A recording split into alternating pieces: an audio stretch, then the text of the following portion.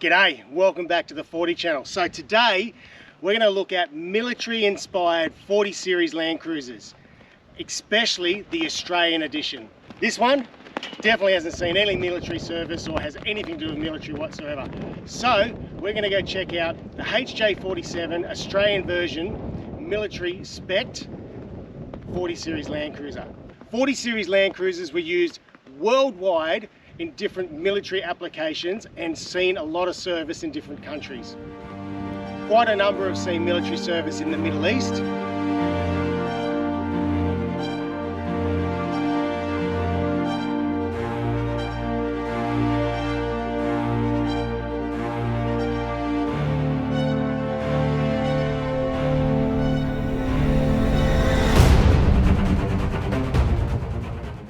You've also got 40 series Land Cruisers that have seen military service in Japan, which is where it all started, and down in South America.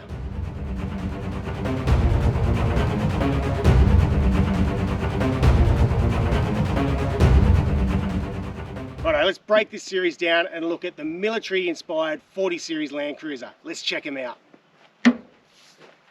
So today we're going to check out this military spec'ed 40 series Land Cruiser. Now the idea is we're not going to just check it out and show you what this is. The idea is we're going to try to give you as much history and identification marks on this 40 series military spec'ed cruiser as we possibly can, for a few reasons. Because there is only 4 variants that actually got made in Australia, which a lot of people don't know about. There's only 215 ever made, and out of them was the legendary Naught Force. Now this is not a Naught Force. For numbers that we're hearing, there may have only been a maximum of possibly 50 down to maybe even only 25 Naught Forces ever made. Righto, so let's have a really good look at what we've got right here and let's go over it, okay, and what makes this what it is. Righto, so this is a HJ47 1983. Diesel. Now one thing really cool about these military spec'ed cruisers is the soft top. These are the only diesel 40 series troopies to ever come out in a soft top in the world. How cool is that? This particular model is a GS, General Service or Cargo model. Probably one of the more common models out of all the military spec'ed ones. Now what makes it a cargo model? One of the giveaways is the bull bar. It looks pretty agricultural, pretty farm spec'ed.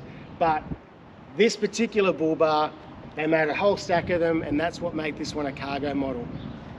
Righto, so out of the 4 variants, what have we got? We've got this one here, which is your cargo model.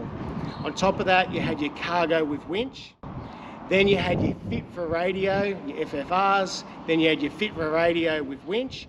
And then you have your Naught Force, which was an upgraded version of one of the 4 variants, mostly a GS with winch or an FFR with a winch.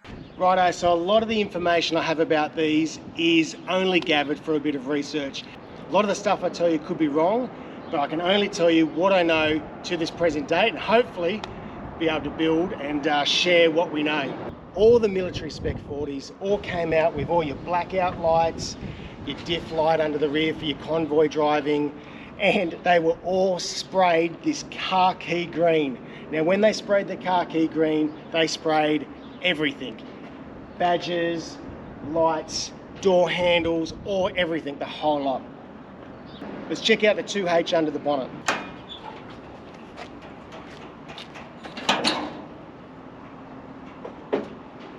Righto, basic mechanics, the straight 2H, nothing over fancy about it. There's no aircon, there's no power steering. It was made bush ready, super simple, military spec'ed. Now another really cool thing about these, which we'd love to know more about, all your identification marks. Now each battalion or each group were given a certain amount of these military vehicles and they spec'd them up to how they saw fit. Right, this one's got a triangle with a number 69 inside it. What that means, I don't know, but if someone does, that would be awesome. Little badge down here, your net weight. Now these things had some other identification marks inside the cab that we'll have a quick look at as well. Now the other thing about these 40 series Land Cruisers, they never saw any type of military action whatsoever. They were only ever used in Australia, mainly for patrolling all the northern parts of Australia, training and all that type of stuff. They never went overseas, and they were used up in some very remote places within Australia, which could lead to why they were diesels.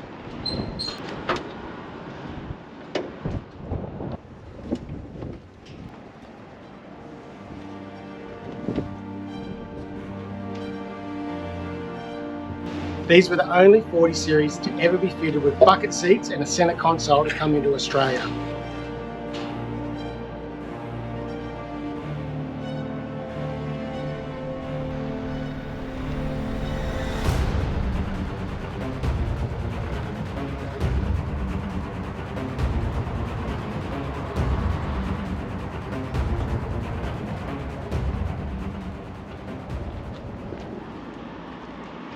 Righto, there's no doubting it, these 40 series military spec Australian Defence Force vehicles are very rare, and there's not many of them left, especially in this condition that they are right now. Genuine Ks, just over 50,000 Ks on it. How cool is that? Now, a real part of Australian history, and like I said, there was only ever 215 ever made, and there's not many left in this condition on the road today.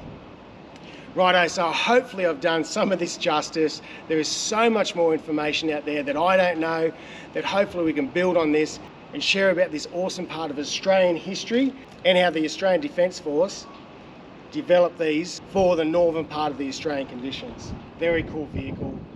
Righto, it's been an absolute pleasure being able to go over this thing, share the whole vehicle with you guys and its history, or the 40 series military history. Very cool vehicle. Very rare, you won't see many of these out and about at all. There's a few tucked away in museums.